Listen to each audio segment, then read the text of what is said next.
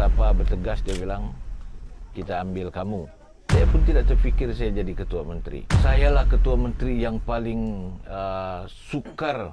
Apa cerita edisi setahun SMJ diteruskan lagi dengan episod 3 bersama Yang Amat Berhormat Datuk Seri Panglima Haji Hajiji Haji Nur, Ketua Menteri Sabah.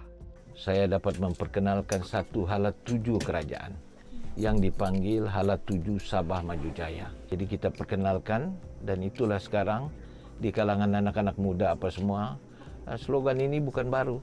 Cuma dia rasa baru kerana saya yang memperkenalkan. Kalau buku dulu latihan Sabah Maju Jaya warna biru putih silah buku tu. Jadi itulah yang paling saya rasa pencapaian yang saya perkenalkan dan banggakan, dan sekarang pun rakyat sudah menerima hala tuju ini. Dia orang sudah terima, dan dalam masa 1 tahun setengah, walaupun tahun lepas bermula daripada bulan September, Oktober baru kita ada kelonggaran sikit. Kita tidak dapat mengadakan sambutan hari kebangsaan, kemerdekaan dan sebagainya. Tetapi mula sudah dilonggarkan ini PKP, dan kita dapat rancang seperti yang telah saya gariskan dalam hala tuju itu. Saya merasa bangga kerana inisiatif untuk 5 tahun ini saja lebih 500 dalam itu Sabah Maju Jaya. Dan projek-projek yang berimpak tinggi sudah dapat kita laksanakan. Banyak lagi ni, tapi saya akan umumkan satu persatu apabila mungkin dalam sambutan Sabah Maju Jaya setahun pada 29 hari bulan ini. Banyak ini. Di Sogib saja ada 6-7 syarikat yang berminat dan akan menandatangani MOU dalam masa terdekat ini. Begitu juga di lain-lain daerah di sekitar Kota Kinabalu ini. Banyak perancangan kita dan sudah ada MOU. Tetapi yang sudah mula dilaksanakan ada beberapa projek yang berimpak tinggi.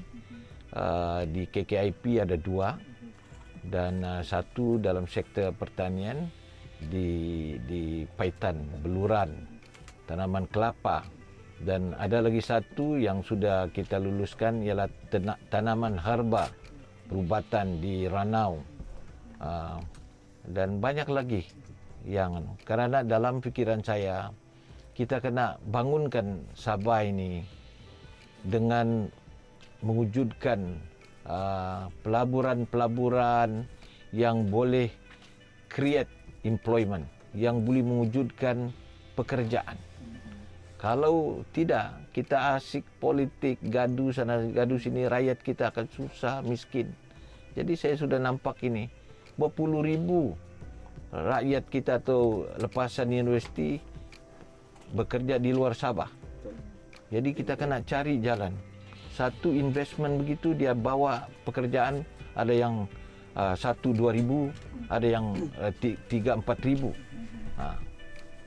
Contohnya di Sogib, kalau semua ini berjalan, kita boleh dapat peluang pekerjaan di antara 10 hingga 15 ribu orang. Satu syarikat yang melabur sana paling kurang pun mungkin 500 hingga 1,000 orang. Bayangkan kalau ini semua dapat kita wujudkan. Di SFI sendiri saya sudah mula usahakan balik, dan dalam masa 10 tahun dia orang boleh mewujudkan peluang pekerjaan di antara 10 hingga 15 ribu orang. Ini yang kita mau. Saya jelaskan, tegaskan kepada pegawai-pegawai kerajaan, terutama ketua-ketua jabatan, pastikan setiap pelaburan ini mesti dipermudahkan. Kamu mesti fikir kepentingan negeri. Kamu mesti fikir rakyat kita boleh makan, ada kerja. Jangan fikir diri sendiri. Buat kerena sana sini yang melambatkan melambatkan pelaksanaan projek-projek seumpama ini. Saya nyatakan kepada mereka dengan tegas.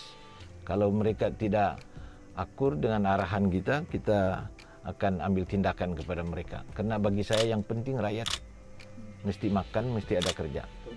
Itu kena saya bagi keutamaan kepada sektor pertanian, perindustrian dan pelancongan ini. Kerana ini boleh menjana ekonomi dan juga boleh mewujudkan ribuan peluang pekerjaan kepada rakyat.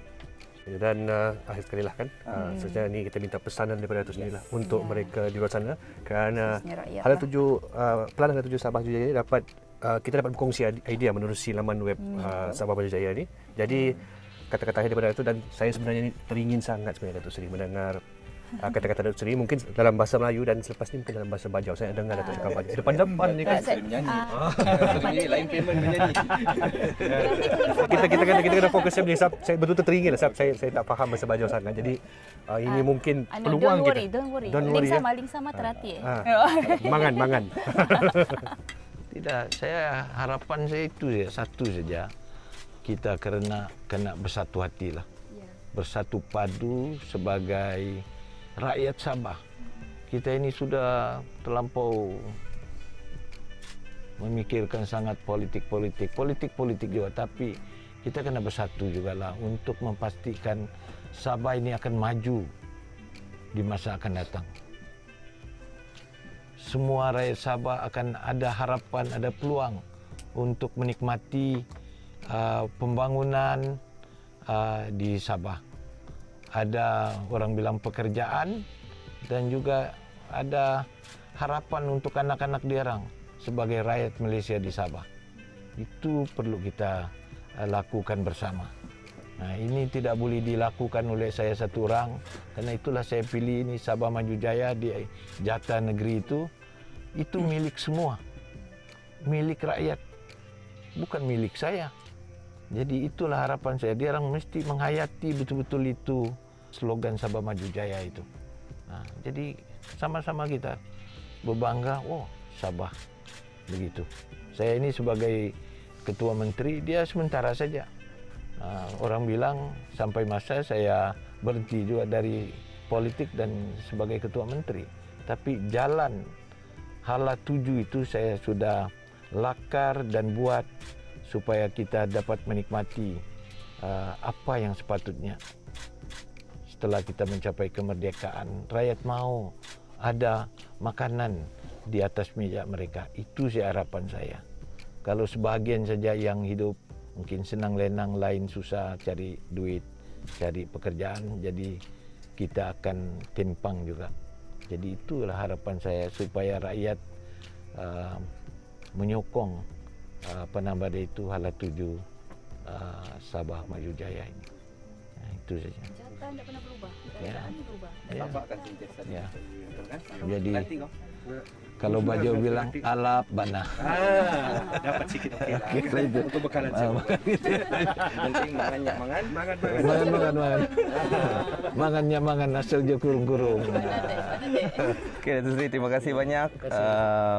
Sudah dapat jawapan-jawapan yang diperlukan. Sebenarnya ada lagi, tapi nantilah Kita next save time. untuk Next time. 2.0 insya-Allah. Okey, Seri. Makan. Silakan. Ano? Ambil ano? Mana? Yang Patrick makan semua. Jadi belilah.